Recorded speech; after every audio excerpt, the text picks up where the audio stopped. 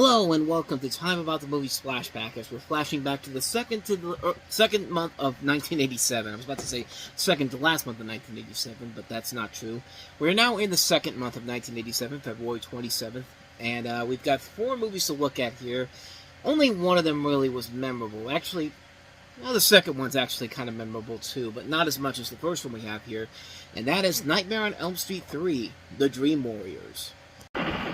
It's 1987. Do you know where Freddy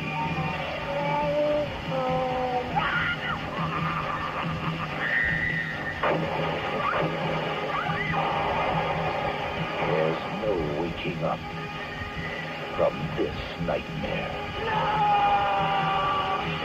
A Nightmare on Elm Street, Part 3, Dream Warriors. Starts Friday, February 27th at a theater near you. Consult local listing. A Nightmare on Elm Street, Part 3. Freddy's back. It was great. If you've seen 1 and 2, you have to see number 3. Totally bizarre. A total nightmare. It was better than all of them combined. Freddy's a nut. A Nightmare on Elm Street, Part 3, Dream Warriors. Rated R. Now playing at a theater near you. Definitely the movie that the Nightmare on Elm Street needed after Nightmare on Elm Street 2 was not well received at the time of its release. Now, to be honest, Nightmare on Elm Street 2 was not the big hit when it came out, but it has gone on to have a lasting legacy, and you can kind of see why. It's a very different movie than the first film, and it's a unique movie, and I think it was just a little bit too ahead of its time in general, but this one really brings the Nightmare on Elm Street series to this whole nother level in some of the things that they do here. You have Nancy Thompson back again, Heather Langenkamp from the first movie, who's now a psychiatrist, and you have this young girl, Kristen Parker, played by Patricia Arquette, who's a patient who can bring others into her own dreams, teaming up with other kids to launch a daring rescue into the dreamland and save the child from Freddy Krueger. You have a cast that also includes Lawrence Fishburne and also Craig Wasson, and we also get more of a storyline of what happened with Freddy in general, like what is how he came to be, and we meet him, and we meet this woman who we find out is his mother, who's a nun, and this is one where they really take this to a whole nother level, not just with the story, but with the creep factor too. And yeah, this was technically around the time when they started to get a little bit more comedic with Freddy Krueger in general, and that's where a lot of people think that, you know, that's where they kind of petered out, but that's where they kind of failed, where they made him more funnier. But these movies definitely are very good at giving you some good visuals with the little budget that they have to work with here. Keep in mind, this movie had only a $4 million budget, but when you look at the stuff that they pull off in this movie, it's amazing what they were able to pull off. There's that great scene where Freddy kills one of the kids by turning him into a marionette puppet. Before that, you see this claymation stop-motion animation of this I think it's like a Jesus cross turning into Freddy, and it's really cool looking to look at. And there's a lot of really cool visual scenes in this movie. I mean, yeah, there's a lot of silly, funny moments too, like the part with Dick Cavett and Zsa Zsa Gabor. I mean, that, of course, leads to that really funny, over-the-top death of the girl getting killed by the Freddy television. He goes like, "Welcome to primetime, bitch!" And then you see this woman who's literally got her head in the television, and Lawrence Fishburne's giving this look at his face like, must be another Tuesday here. Like the beauty of this is, the great thing about this movie is that it can be funny, but it can also be legitimately terrifying too. It has that nice balance of comedy and also really intense horror, because there's a lot of good horror-filled elements in this movie, and it does a good job of continuing the story from the first film in general. It's a film that is probably one of the best films in the series overall, if not the best one. I think it does a very good job of, you know, changing the tone from just a straight-up horror movie to sort of a horror comedy-esque type of film in general. It makes it stand out more than some of the other slasher movies coming out at the time, and it proves that, you know, Freddy Krueger's not just one of these typical slashers in general. Like, he's somebody who, you know, he's somebody who can be elevated to a whole nother level, and it works very well here. You got a great director, Chuck Russell, who did The Blob and The Mask, and a script that also has Wes Craven on board, as well as Frank Darabont as one of his earlier projects. And this was a film that Craven was going to do. Craven was originally going to do this film, and then he pulled away from it. And the end result was a really solid film, and easily probably one of the best films in the series, if not the best one. I mean, this is a film that really delivers on the visuals, the terror, the action, the good comedy, the good surprises, the good slashes. I mean, this really was a really good film in general. Easily one of the best films, if not the best film in the series. That's probably the most notable film of the weekend. But then this next one, which I say it's John Hughes' film, it's a John Hughes production, which basically means it's a John Hughes film in general. So, Some Kind of Wonderful. Keith.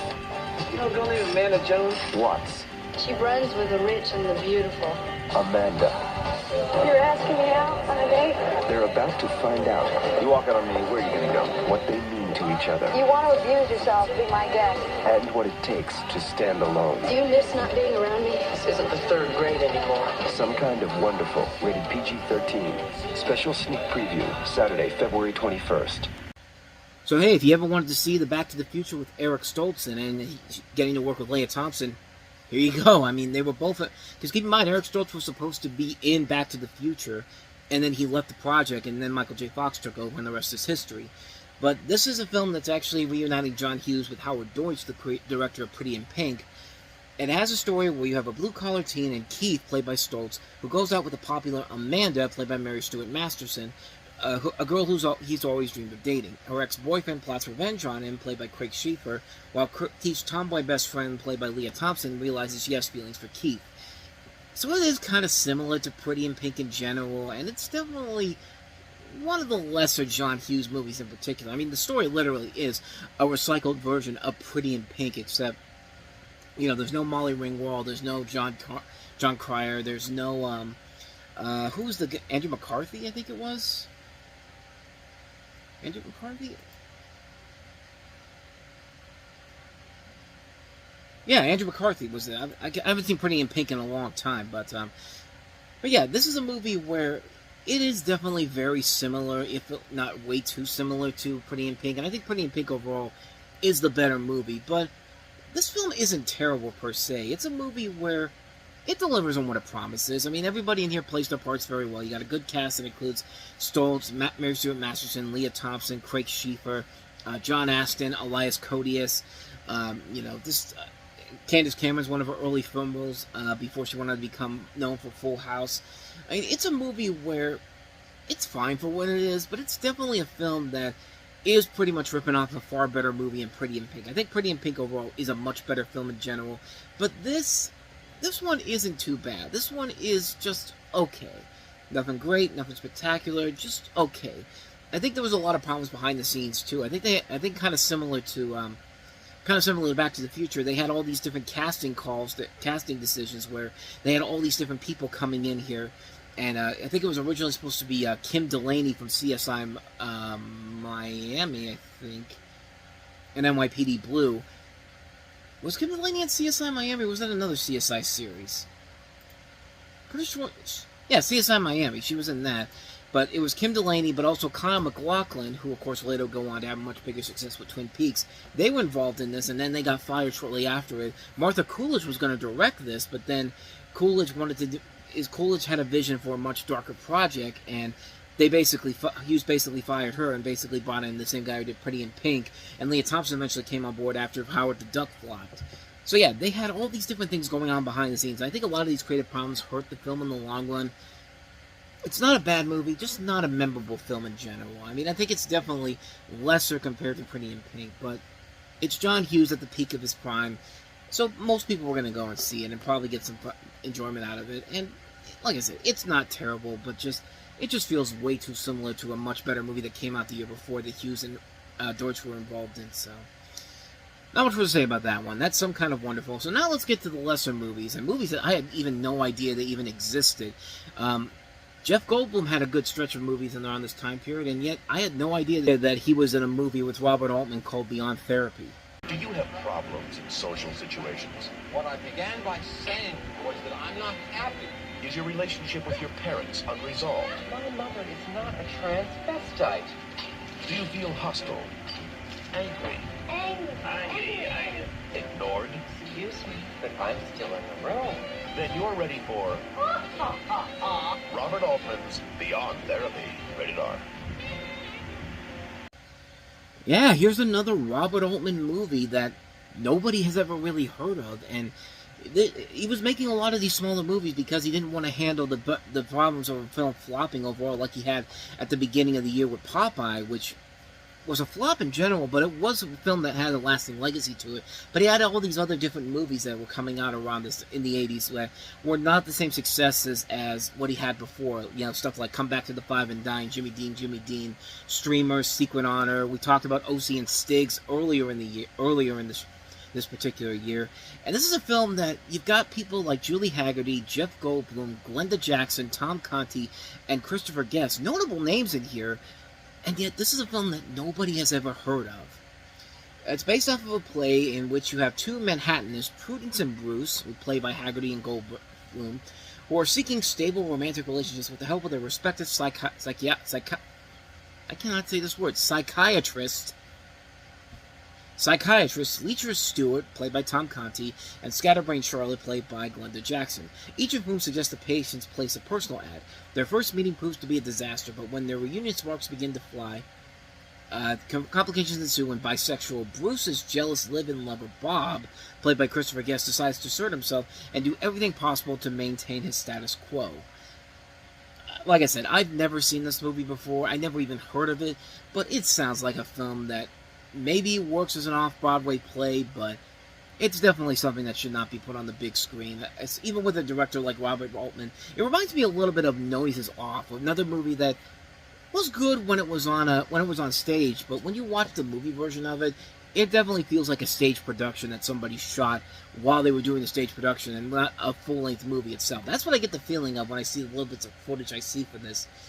And it definitely doesn't feel like a film that should have been made for the big screen in general, but again, it was something like, it was around that time when Robert Altman was making these much smaller projects without really much of a big gamble overall. And this is probably his biggest gamble yet, with $3.5 million going to this film's budget, and it only brought back $790,000. So yeah, you can see why this thing didn't do so well in general, but I don't know. Maybe it's not that bad, but I've never heard of this movie before, nor have I ever heard somebody say, you gotta see this movie and see what it really is all about. And yeah, it just looks like a film that I have no interest in seeing. Nobody has ever said check it out, so it's probably going to stay that way, unfortunately. But yeah, like I said, I've never even heard of this movie, Beyond Therapy, nor have I really heard of our last movie, which is a film that is featuring Robert Carradine from Revenge of the Nerds and Billy D. Williams, and it's the action comedy Number One with a Bullet. Robert Carradine. Oh, why tell him to freeze and never freeze?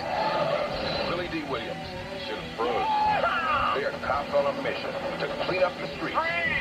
But the street has ideas of its own. Don't say freeze. Only kicks him off. An homicide hit parade.